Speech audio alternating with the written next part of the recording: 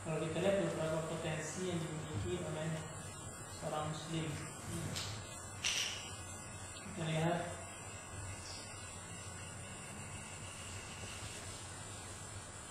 dalam rukun iman itu kita mengenal iman billah, iman kepada Allah Subhanahu wa taala.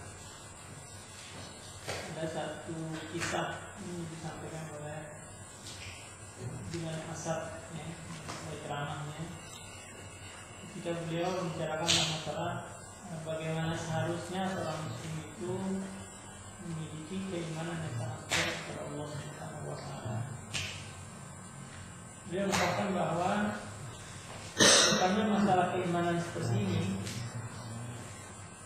itu mengalami situasi yang sangat hebat dalam kehidupan kaum muslimin. Bukan di zaman kekhalifahan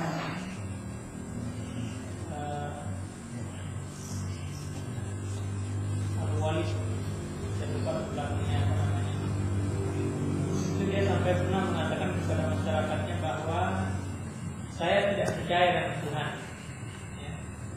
Saya menantang siapapun yang bisa membuktikan kepada saya bahwa Tuhan itu ada. Dan karena yang mengatakan seperti ini, yang mengucapkan ini adalah seorang khalifah, jadi tidak ada seorang pun yang berani membantah. Nah, kebetulan pada waktu itu adalah di zaman Imam Abu Hanifah. Jadi masyarakat pada waktu itu sangat berharap karena beliau yang dianggap paling faqih, paling menguasai ilmu agama pada waktu itu, maka diharapkan beliaulah yang bisa menjawab tantangan yang disampaikan oleh sang khalifah. Khalifah mengirimkan surat kepada Imam Abu Hanifah untuk menghadap beliau, untuk mencoba menjawab tantangan yang beliau berikan. Nah, ketika jam yang sudah ditentukan untuk bertemu, rupanya Imam Abu Hanifah itu tidak datang. Nah, setelah waktu itu terlewati, barulah sang imam datang. Kemudian khalifahnya agak marah. Artinya, ya masa seorang ulama besar itu sampai terlambat dengan sebuah janji yang telah disepakati. Nah, kemudian Imam Abu Hanifah menjelaskan mengapa beliau terlambat. Jadi beliau bercerita, ketika aku mendapat surat dari khalifah, aku segera bersiap-siap untuk menghadap beliau di istana. Tapi sebagaimana kita ketahui, jalan untuk menuju istana itu kita harus melewati sebuah sungai. Sementara pada waktu itu tidak ada apapun yang bisa menyeberangi beliau itu menuju ke seberang sungai. Tidak ada perahu, tidak ada jukung, tidak ada apa-apa. Tiba-tiba dari dasar sungai aku melihat ada sekumpulan kayu yang tiba-tiba dia tersusun membentuk sebuah perahu. Kemudian aku melihat dari dasar sungai itu juga keluar paku-paku yang menancap kayu tersebut, yang membuat kayu itu bersatu tanpa dipukul. Nah, akhirnya kayu-kayu tersebut membentuk sebuah perahu dengan adanya paku-paku tersebut, akhirnya jadilah dia sebuah perahu yang sangat baik. Dan dengan itulah aku bisa menyeberang menyeberangi sungai tersebut. mendengar cerita tersebut, sang khalifah berkata seperti ini, mana mungkin ada kayu yang bisa tersusun dengan sendirinya menjadi sebuah rasul? Mana mungkin ada kayu, ada paku, ya, yang dengan sendirinya dia tertancap tanpa dipukul. Kamu ini cuma bohong saja gitu, kamu cuma berdusta. Ya. Loh, apakah khalifah tidak percaya kalau itu bisa terjadi? Mana mungkin itu terjadi kata khalifah. Nah, kata Imam Khalifah, kalau khalifah tidak percaya itu terjadi, mana mungkin alam semesta yang demikian indah, ya, makhluk-makhluk yang ada di bumi itu terjadi dengan sendirinya. Jadi memang itulah salah satu kehebatan daripada Imam Abu Hanifah. Artinya apa? Jadi beliau menyadarkan orang itu cukup dengan logika sederhana. Ya. Sama juga ketika dalam sebuah buku yang berjudul Ma'rifatullah, ya, ketika ada orang ateis yang tidak percaya kepada Allah, dia debat dengan orang Muslim, ya, tentang Tuhan itu ada atau tidak.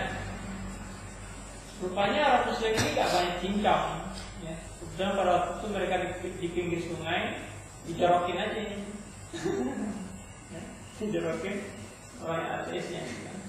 Setelah dia merasa dia tidak ada lagi yang menolong, baru yang ya Tuhan selamatkan aku, ya Tuhan selamatkan aku. Artinya karena orang itu memang perlu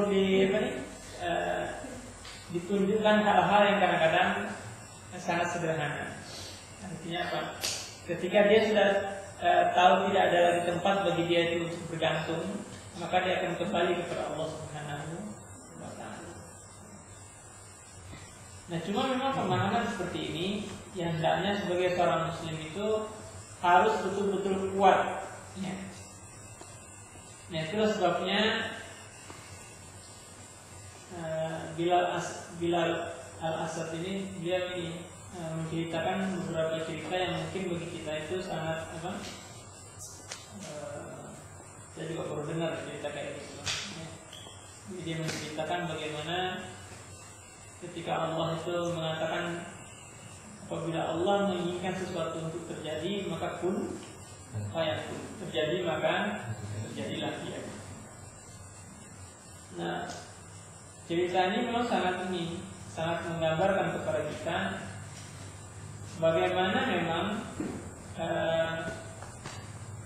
ketika seorang hamba itu dekat dengan Allah Subhanahu wa Ta'ala, maka Allah dengan mudah akan mengabulkan segala permintaan. Saya ini tidak hafal ini ruqyah, mungkin kalian nanti bisa ingat di ruqyah. Ya. Jadi ketika Khalid bin Walid itu menaklukkan Irak itu pada waktu itu dikenal ya, sebagaimana orang lain juga kalian. Jadi mereka itu biasa meracun ini orang itu dengan menaruh racun itu di minuman. Ya. Nah, kalau pada waktu itu disajikan kepada dia itu 11 minuman. Nah, orang sudah tahu bahwa di minuman itu ada racunnya, ya. Nah, tapi Khalid itu baca doa, kalian yang hafal ya, yang doa yang ada sakoma-sakomanya. Doa ruqyah, jaga lagi. Nah, ada kata-kata sakoma di belakangnya. Allahumma rabban nasi. Itu terus juga. Mudhibal basi isbi ala syafi ila syafi ila anta syifan la yughadiru saqama. Jadi dibaca oleh Khalid itu doa seperti itu, ya. Dia bilang gitu. Dengan izin Allah, racun ini tidak akan berpengaruh kepadaku. Betul dia minum racunnya, nggak apa-apa. Itu hebatnya. Hebatnya gimana? Nah, hal yang sama juga terjadi kepada Abu Darda. Ya. Jadi ketika satu kebakaran yang sangat hebat itu terjadi di Madinah. Ya. Jadi api itu kan bisa ditentukan arah ininya kan, arah angin. Nah, pada waktu itu api itu mengarah ke rumah Abu Darda. orang dia bilangnya ada musim orang musim itu kan ya kebakaran ini mau kebakaran itu. Tapi dia baca doanya juga nggak hafal itu doanya. Dia baca doa itu dan dengan izin Allah rumahnya tidak terbakar. Nah cuma memang hal-hal seperti itu di dalam kehidupan kita itu akan sangat dipengaruhi kepada kedekatan kita dengan Allah Subhanahu wa Ta'ala. Kenapa? Karena ketika seorang hamba itu dekat dengan Allah Subhanahu wa Ta'ala, maka akan sangat mudah bagi Allah itu untuk bisa memenuhi apa yang diminta oleh hamba. Nah, itulah sebabnya dalam surat Al-Anfal yang dibacakan tadi itu, di situ ada beberapa kriteria, ya. Kriteria 5 ciri, ya. Di sini Ustaz Amanto itu bilang keimanan dalam diri seorang mukmin itu bervariasi antara seorang mukmin dengan mukmin yang lain. Ada 5 ciri orang yang betul-betul beriman kepada Allah Subhanahu wa Ta'ala. Ini artinya ciri umum keberadaan dari orang-orang beriman itu ditentukan oleh atau disebutkan dalam ayat-ayat yang kita bacakan tadi.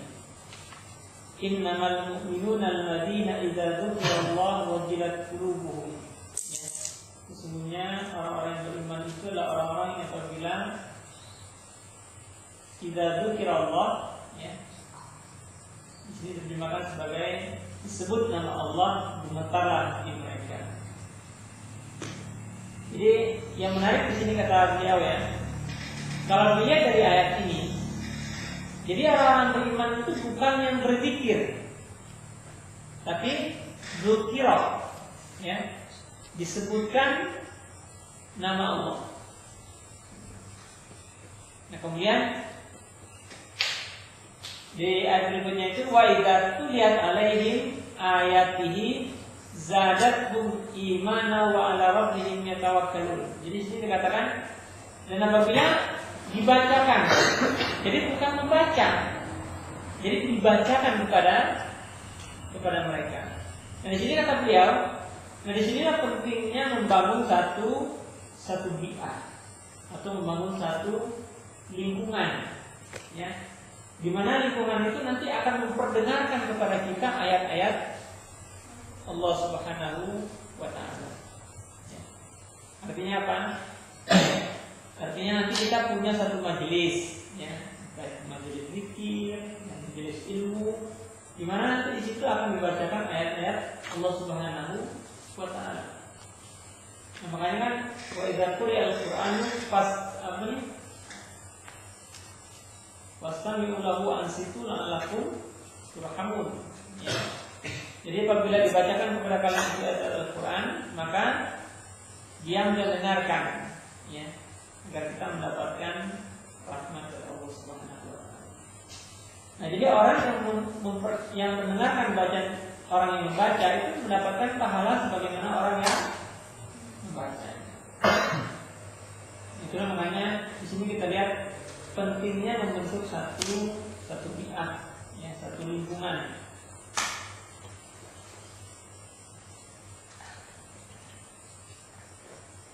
Nah makanya kalau kita lihat di hadis Rasulullah SAW, Rasulullah itu bukan cuma membaca Al-Quran, tapi kan pernah dalam beberapa kesempatan Rasulullah itu ingin, ya, mendengar bacaan Quran itu dari para sahabatnya. Seperti beliau minta kepada Abdullah bin Mas'ud untuk membacakan Al-Quran itu kepada beliau. Nah, ketika dibacakan Al-Quran itu kepada beliau sampai menangis mendengarkan bacaan Al-Quran tersebut. Karena Abdullah bin Mas'ud mengatakan, ya Rasulullah, gitu, mengapa engkau ingin mendengarkan dari mulut orang lain, bukankah Al-Quran itu diturunkan kepada engkau? Kata Rasulullah, ya, aku ingin mendengar dari yang lain. Ya. Jadi beliau sendiri pun juga ini mendengarkan Al-Quran itu dari mulut para sahabatnya. Nah itulah sebabnya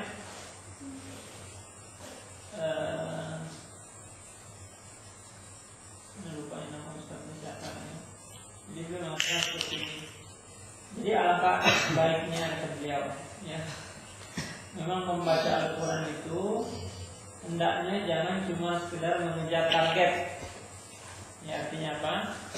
Artinya kita berusaha untuk bisa memahami apa yang kita baca.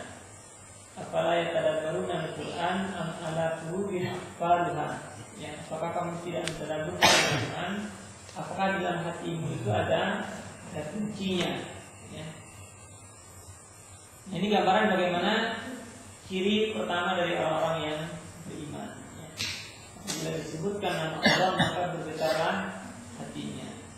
Kemudian yang kedua itu apabila dibacakan kepada mereka itu ayat dari Allah maka zadathum imana.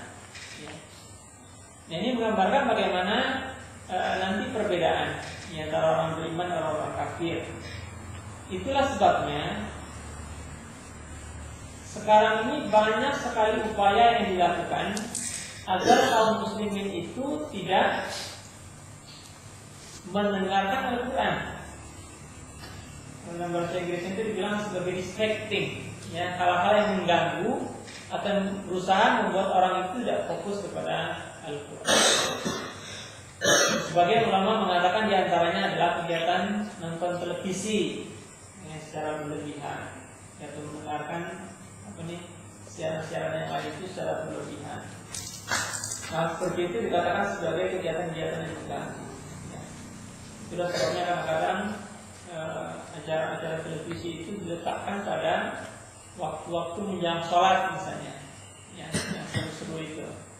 Nah, jadi kadang-kadang itu dijadikan sebagai hal-hal yang mengganggu. Nah, seperti itu sebenarnya nanti akan membuat orang menjadi tidak bisa yang tadabbur Al-Quran. Yang akan tadabbur membaca Al-Quran mungkin tidak sempat bagi mereka.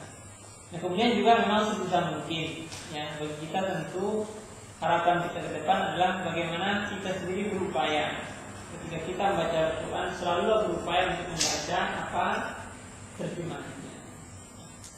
Jadi sebisa mungkin ketika kalian menghafal itu kalian juga mengerti apa yang kalian hafalkan. Jangan cuma sekedar dihafal. Makanya sebenarnya nanti dalam setiap hafalan itu kan atau dalam setiap pelajaran tafsir itu sebenarnya banyak sekali tugas-tugasnya. Selain kita membaguskan bacaan, selain kita menghafalkannya, nah kita diharapkan untuk bisa mengerti artinya. Dan dalam rangka untuk bisa mengerti artinya itu kita diminta untuk bisa memberikan taujih, memberikan kutub, ya, atau memberikan penyampaian materi tentang ayat yang sedang kita pelajari. Agar apa? Agar pemahaman itu betul-betul mendalam. Ya. Nah, itulah sebabnya sebisa mungkin kita betul-betul mengusahakan, ya, agar hal-hal seperti ini betul-betul kita bisa lakukan dalam keseharian. Nah, kemudian yang ketiga di sini dikatakan wa ala rabbihim yatawakkalun, ya, dan kepada Tuhannya mereka bertawakal. Nah, sifat tawakal seperti ini tentu tidak sebagaimana yang kita sering bayangkan, ya. Artinya bertawakal ini tentu adalah setelah kita melakukan upaya yang maksimal dalam mengatasi setiap permasalahan yang kita hadapi. Makanya walaupun memang sifat tawakal itu juga harus dimulai sejak awal, sejak dini. Artinya kalau kita lihat di surat Al-Imran ayat 159 itu kan faiza azamta fatawakkal 'ala Allah. Artinya apa? Kalau kamu sudah berazam untuk melakukan sesuatu, maka bertawakal kepada Allah. Itu dalam arti kata apa? Apapun nanti yang Allah putuskan untuk kita, ini dari hasil usaha kita, maka yakinilah bahwa itu adalah sesuatu yang terbaik untuk kita. Ya. Karena hal ini mudah untuk diucapkan, tapi sulit untuk dilaksanakan. Karena kenapa? Karena biasanya orang itu jarang bisa menerima sesuatu yang kadang-kadang tidak mengenakan bagi diri mereka. Ya. Tapi kalau sesuatu itu sangat menyenangkan, jadi orang akan tahan untuk bisa menanggungnya. Nah, itulah sebabnya dalam kehidupan ini sifat tawakal ya, ini menjadi satu hal yang sangat penting dalam keseharian kita. Nah, seperti ada satu kisah yang sangat menarik kemarin saya dapat forward dari email ya. Di judul tulisannya itu 3 bulan sang istri tidak berani menatap wajah suaminya. Rupanya itu menceritakan sepasang suami istri yang setelah 4 atau 5 tahun itu mereka tidak memiliki anak. Ini kejadiannya di Saudi. Tadi Saudi punya di negeri Arab ya. Lalu mereka mendatangi dokter spesialis kandungan ya. Bukan kandungan, dokter spesialis inilah yang khusus masalah andrologi, bukan andrologi, pokoknya masalah kemandulan itu. Nah kemudian rupanya dari hasil pemeriksaan yang mandul itu adalah istrinya, karena sperma sang suami itu normal. Nah cuma sebelum hasil itu disampaikan kepada istrinya, suaminya bilang sama dokternya, "Dok, nanti kalau bilang sama istri saya, bilang bahwa yang bermasalah itu saya, bukan dia." Nah, kemudian setelah istrinya masuk menemui dokter, dokternya bilang, "Bu, ini masalahnya adalah pada suami ibu." Tuh kan, apa saya bilang, "Mas ini bermasalah." Wah, gitu ya. Ribut gitu. Gimana? Nanti saya kalau nggak bisa juga nanti mau minta cerai. Wah, gitu, ya. Gimana kalau kita bersabar saja? Ya. Nah kemudian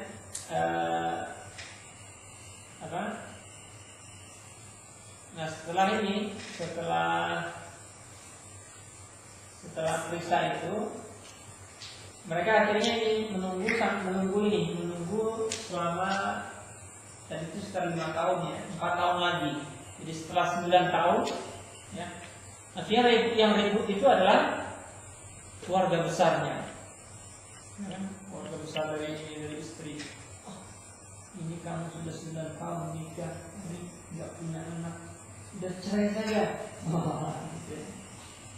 Akhirnya suami bilang, "Ini deh, saya minta 1 tahun aja lagi, biar genap 10 tahun. Ya. Kalau memang Allah tidak izinkan kita untuk punya anak, ya sudah kita cerai saja."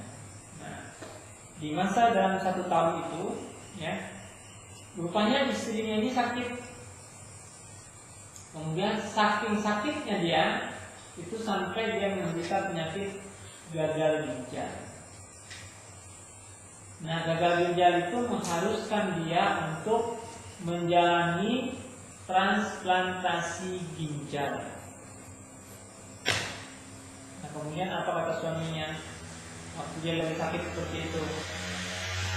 "Umi, Abi minta izin mau keluar negeri." "Umi sakit begini kok mau keluar negeri?" "Oh, ini Abi sekalian mencarikan donor yang mau mendonorkan ginjalnya." "Oh ya sudah." Kemudian tak lama kemudian suaminya kembali, rupanya dia berhasil mendapatkan donor bagi untuk ginjal istrinya. Nah, akhirnya sang istri berhasil dioperasi dan sukses. Ya. Jadi mereka istrinya berhasil transplantasi ginjal. Nah, kemudian alhamdulillah selama proses 1 tahun itu akhirnya mereka dikaruniai seorang anak. Nah, rupanya ini cerita bahwa yang mendonorkan ginjal itu adalah istri, adalah suaminya. Itu kan selama ini tidak diketahui oleh istrinya. Nah, tapi rupanya berita itu sudah siap ini diketahui oleh siapapun gitu ya. Nah, ketika ini sang istri mengetahui bahwa yang mendonorkan ginjal itu adalah suaminya, akhirnya dia merasa malu. Begitupun juga awalnya lupa waktu apa ya, pokoknya ada sebuah kejadian yang juga menceritakan bahwa akhirnya dia juga tahu bahwa yang mandul itu bukan suaminya tapi malah dia sendiri. Akhirnya setelah dia tahu semua itu, jadi selama 3 bulan itu dia malu sekali sama suaminya. Jadi artinya memang ini tawakal itu sesuatu yang gampang untuk diucapkan, tapi karena sulit untuk dijadikan sebagai aplikasi di lapangan. Seperti yang sederhana saja, misalnya keyakinan seorang muslimah, ya.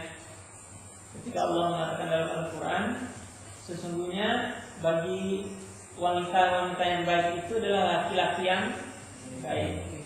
Kemudian kalau wanita itu suka berzina, maka pasangannya itu juga nanti adalah laki-laki yang suka berzina. Tapi apa yang terjadi ketika usia sudah lanjut, tapi kok laki-lakinya nggak ada? Nah, gitu. Kalau kalian tanya kayak gitu, gimana jawabnya? Waduh, usianya sudah 25 tahun, 26 tahun, 27 tahun, kok nggak ada yang melamar nih? Gimana kira-kira?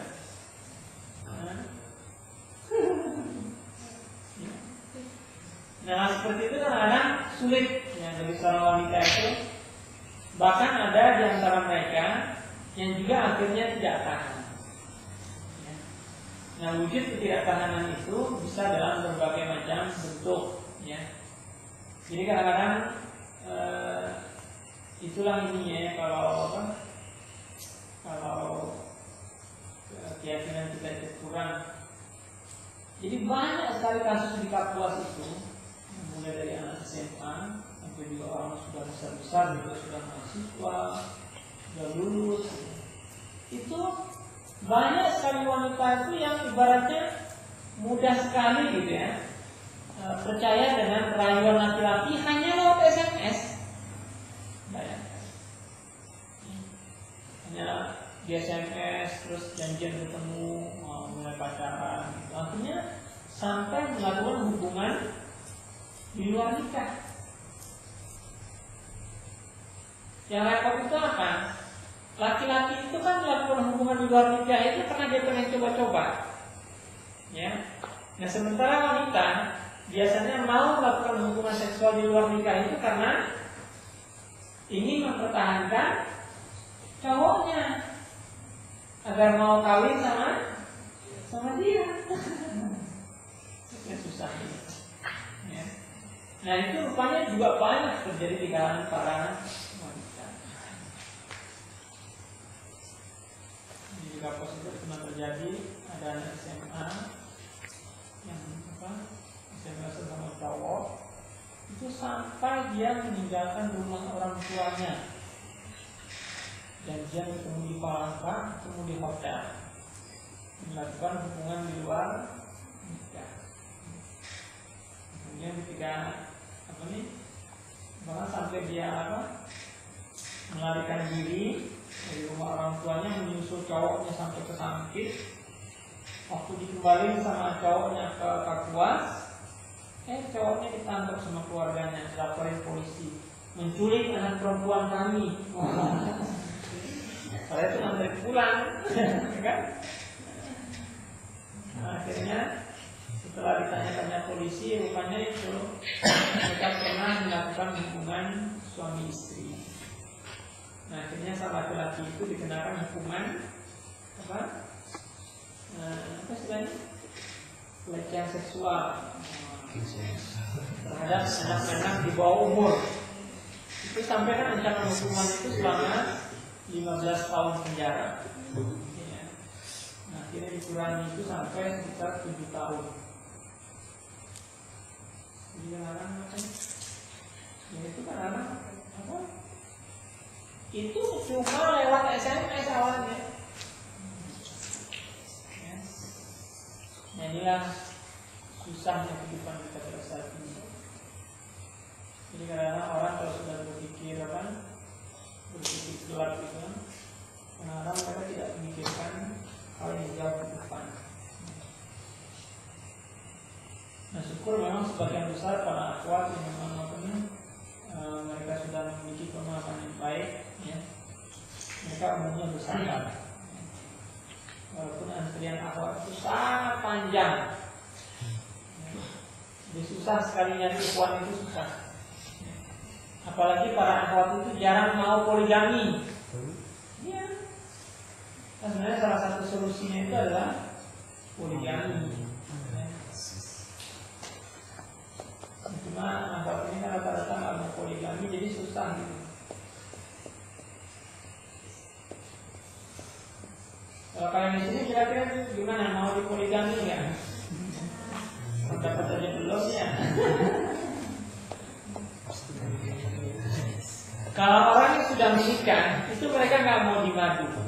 Tapi kalau orang sudah lama dia nggak menikah, artinya nggak ada pendapat, itu bersedia saja untuk jadi istri kedua, istri ketiga atau istri keempat. Tapi kalau yang sudah menikah, itu dia nggak mau. Ya, kalau yang dia terus pasang, dia berdua saja itu mereka nggak mau.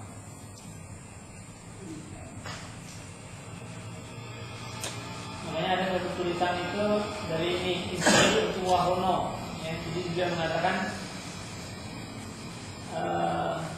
kontribusi akhwat dalam masalah poligami. Masalahnya itu masih susah, ya, sangat sulit. Nah, akhirnya apa? Akhirnya kadang-kadang solusinya adalah mencarikan bagi para akhwat itu laki-laki yang hanif. Jadi bukan aktivis, tapi laki-laki yang hanif. Tahu nggak maksudnya? Artinya dia bukan orang yang bukan dai, ya, artinya bukan